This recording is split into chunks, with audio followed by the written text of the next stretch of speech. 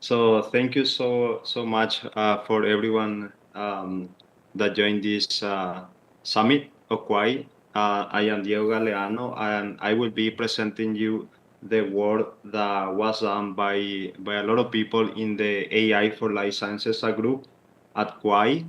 It's a small research that we have carried out last year, and it's about RAG and how to use RAG and GraphRAG frameworks for accurate drug side effect retrieval in large language models. So let me start by the motivation of this project. Oh, I don't see the slide moving. Okay, can you see the slide, the second slide? Okay, no, it's just We took a have time. motivation. Yeah, perfect. So basically, in 2023, when ChatGPT was around the time that ChatGPT was released, what people realized is that these LLM systems were not accurate at giving you information about drug effects in general, but also for medical questions, for answering medical questions. And so we basically posed to try to answer also these questions onto whether large language model, how accurate they are for certain type of information, and also how can we fix this issue. So the research question was, how accurate are these large language models at providing information or prediction about side effects of medication? This was the initial research question that we have. So to answer this question, we need to look into some database that give us information about side effects of medications. So why we thought about this problem is because people are gonna use like ChatGPT or any other LLM to ask about side effect of their medication they are on or they are taking. So we thought this is a very important problem, and that's why we started working on this. So just a very brief recap on side effect dataset. This is a publicly available dataset that is called CIDR, and is usually collected on clinical trials.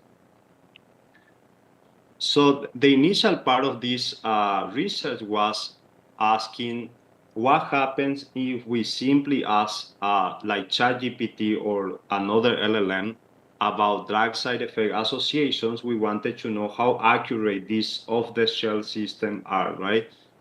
And what we obtain here is a very low accuracy between 50 and 60%. I think with ChatGPT version 4, this improved to 60%, but still 60% is very bad for applications, especially on this domain of healthcare. So the solution was to try Retrieval Augmented Generation RAG, which I'm pretty sure you are probably very familiar with. So the idea is that you need to transform your raw dataset into some text format. So basically here you see some illustration of the database. We have some text formats of the drug side effect information. Then this needs to be stored in a vector database by splitting the text into several chunks. This is done using some embedding technique that we try, and the vector database that we use is called Pinecone. So finally, once you have built this vector database, you can run the queries based on an user. So here, this is the end user that maybe writes a prompt that is this side effect an adverse effect of this specific drug.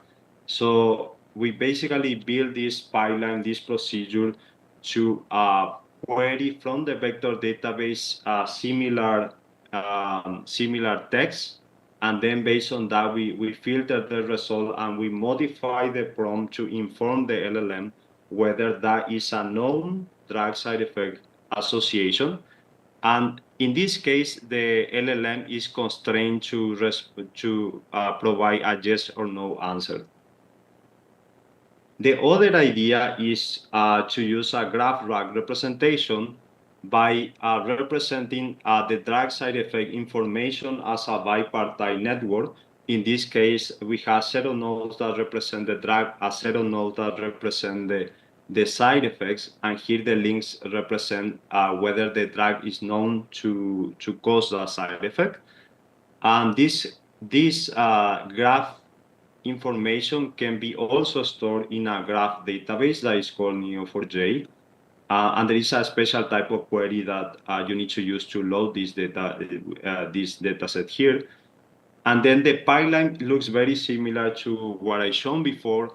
So basically, given an end user that writes a prompt about asking about a drug side effect association, we had this entity recognition module. What this does is extracts the term that contains the drug and the side effect. And based on that, we query the database. So basically, you want to know which one is the drug and the side effect that the user is asking about, and then you use that to try to find whether there is a link in the network. And if there is a link, that will be returned here, and then you can use that information to modify your prompt and provide that to the LLM so that the LLM can be more accurate. So how do we assess this system? We pretty much follow the literature on this, and we frame a binary classification problem. And we ask whether this LLM system can correctly detect the presence or absence of drug side effects as prompted by the user. In this case, we had to constrain the LLM system to answer yes or no, because it's a binary classification problem. We just care about that answer. But this is not going to be the case in a real setting, of course. Also to limit the number of trials or examples that we run, because this is computationally very expensive. We had to sample for every drug just 10 side effects at random, and also 10 unknown side effects. So 10 known and 10 unknown. So this was the final data set that we used, or the final subset of the data set. So we basically run this analysis on over 19,000 drug side effect associations for almost 1,000 marketed drugs. And these are the results. So here what you see, just a second. On the x-axis are different binary classification metrics. I don't know if it is loaded yet. Okay, so in the x-axis you see different binary classification metrics.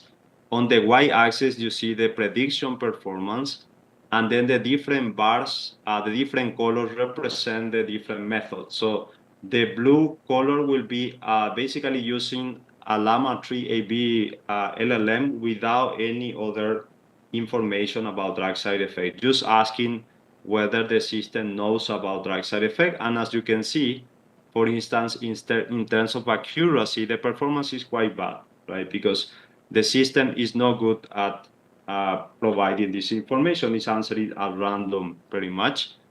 But when you use RAG, which we had two variations here depending on the data format that you can use, we see that there is a massive improvement, especially if you use data format B, which is like the green line, because this can also affect the prediction performance. And in that case, accuracy can get pretty much like perfect performance. And this can be improved by using GraphRAG. So GraphRAG is so far the most accurate system for us that we found for drug side effect retrieval in LLMs. So as you can see, the performance is almost perfect. So there is a small variation. There are some mistakes. And the conclusion for this is that these mistakes are because of some random variability in the LLM. So even though you give the LLM the correct information, sometimes the LLM can still hallucinate and answer no, for instance, or answer yes when it should be a no as an answer, right? So the conclusions of this research is that off-the-shelf LLMs are not factual, so be careful with that, especially when asking sensitive information. They might not know about side effect of medications if you ask them, which is what we prove here. And using other architectures on top of LLM, like RAG or GraphRAG, can significantly improve their prediction performance. And actually, this type of solution can be applied to other structured data sets. I want to acknowledge everyone in the AI for Life Sciences side group. The co-leaders are Afshin Behesti and also Kai Pham, and also all the very valuable team members, Shad, Pinar, and Risa, that have contributed to this research. So thank you so much.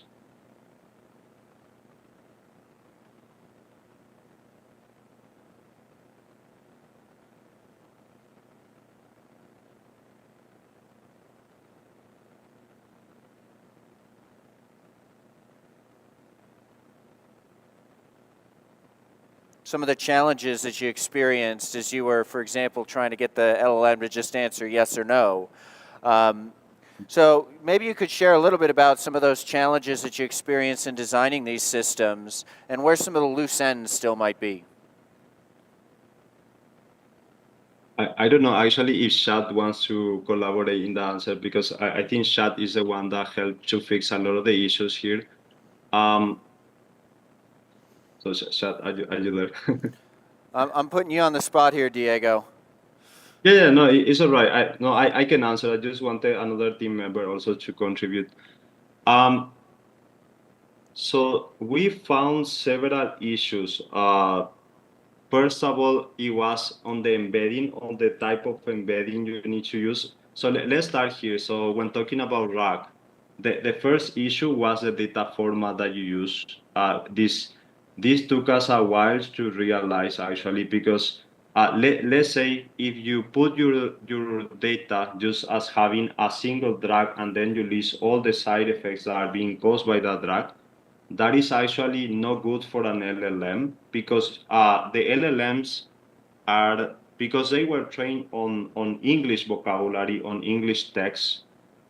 Basically, they are learned to recognize the English sentence structure, which we didn't have in one of the formats that we used initially.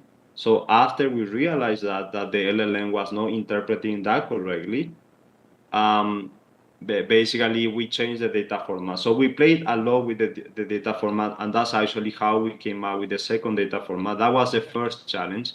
And you can see that immediately here, right?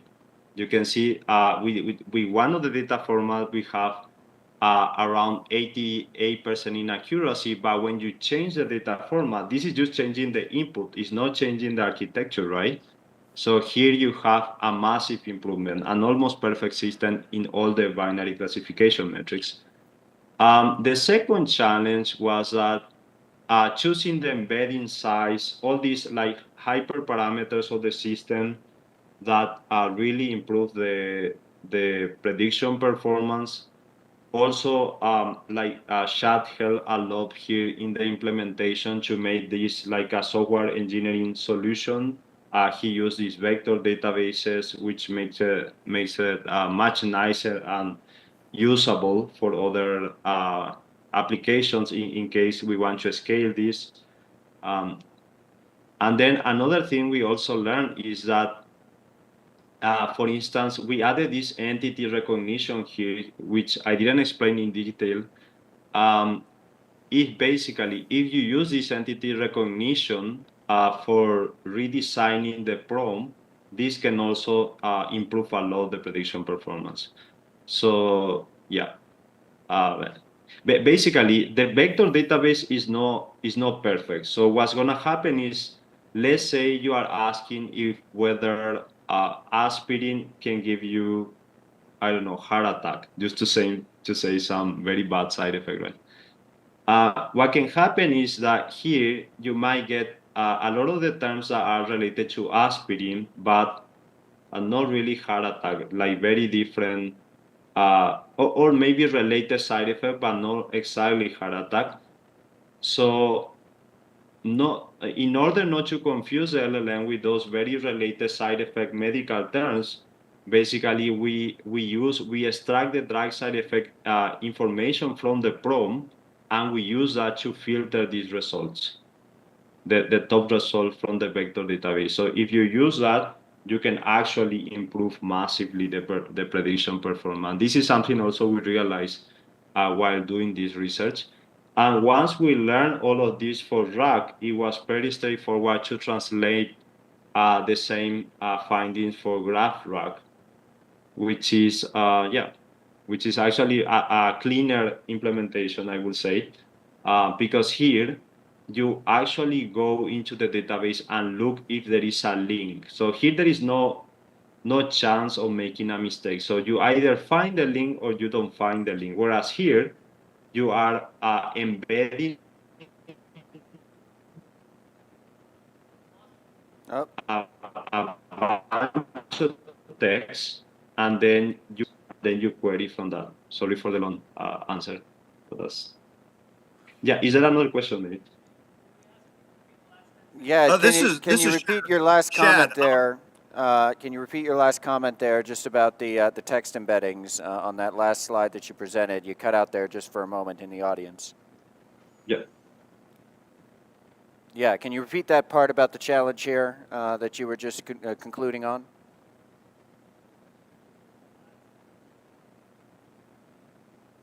No, I was saying that for RAG, here the challenge is that because you embed chunk of text as just some vector in some space, it is much more imprecise when you query. Is not as precise as GraphRAG, because in GraphRAG you are already trying to find the specific link that you are looking for. Fascinating, and thank you so much, Dr. Galeano. We really appreciate you coming in live from Paraguay today. Let's give it up for Dr. Galeano.